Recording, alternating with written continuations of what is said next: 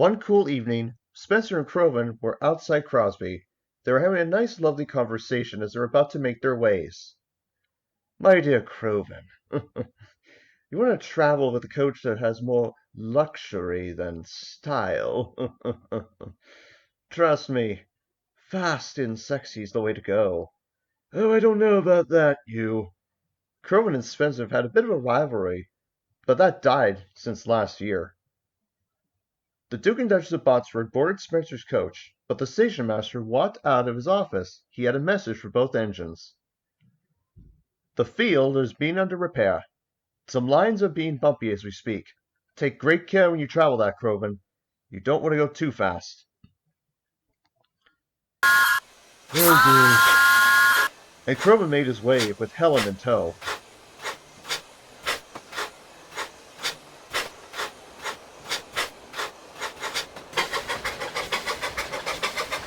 Minutes later, Spencer got a road, and he was ready to go. He made his way to the mainland. Cromin, meanwhile, was making good time, despite someone throwing a pole. Terence and Trevor were working together outside the field where James had his accident years ago. They were tired and exhausted. They were plowing the fields. "Don't worry about it," said Farmer Finney. "Everything will be just fine. Just a few more minutes and we'll be out of here." But then they heard a whistle coming from the distance. It was Crovan. He was puffing at a tremendous rate, making up the last time. "Oh no," said Trevor. "What are we going to do?" "We need to flag Crovan down before he gets into a mess." Terence and Trevor whistled and honked their horns to get Crovan's attention. "Oh no, we're going to be in so much trouble," said Crovan's crew. They applied the brakes, but it was too late. Crovan derailed at the bumpy section, and slowly, Crovan crashed into the field.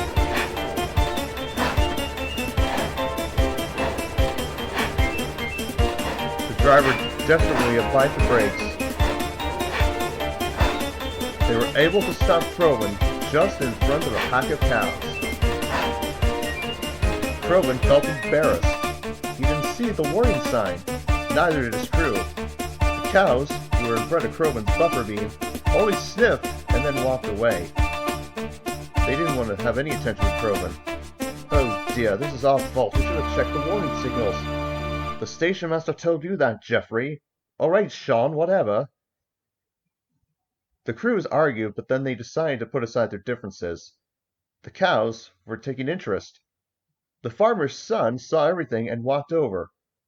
"I'll call for the breakdown train," he said. "Stay tight, Crovan." "Thank you very much, sir. We'll be fine, hopefully." Helen, who was not derailed, and Crovan's tender, saw everything. Henry was called in with the breakdown train at Wellsworth. Gordon thought this was very funny for Crovan to derail, but Toby didn't know this yet.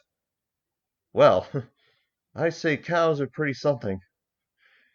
I mean, they're friendly ones, but you can't really mess with them. I had trouble with them many years ago." Edward just winked at Toby. He knew exactly what he meant. The way was clear, and Henry made his way with the breakdown train. Sir Topham Hatt, who heard about the incident, also decided to join in, as he was aboard the works unit coach.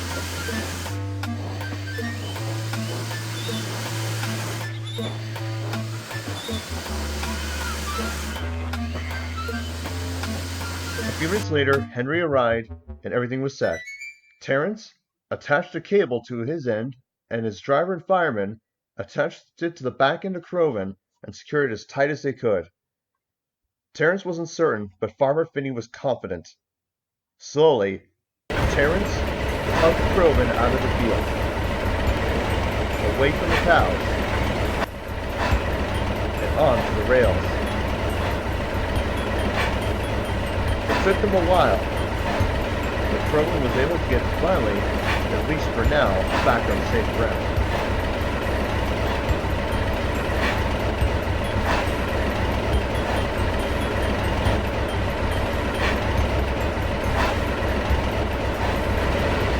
Terence stopped just at sight of the wall. He was relieved and exhausted. "Good job, Terence. You deserve a rest. It was a hard day's work, I say, my friend.